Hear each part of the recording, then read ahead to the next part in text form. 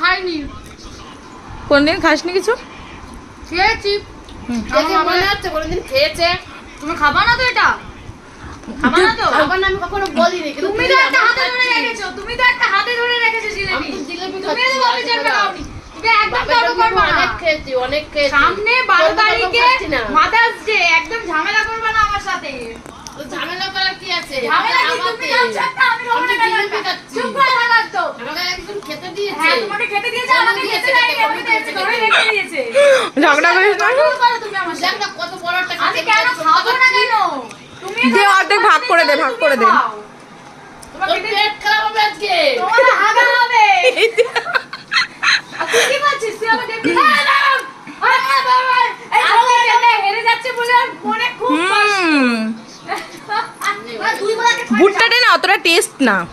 ভুট্টাটা সত্যিই টেস্ট না।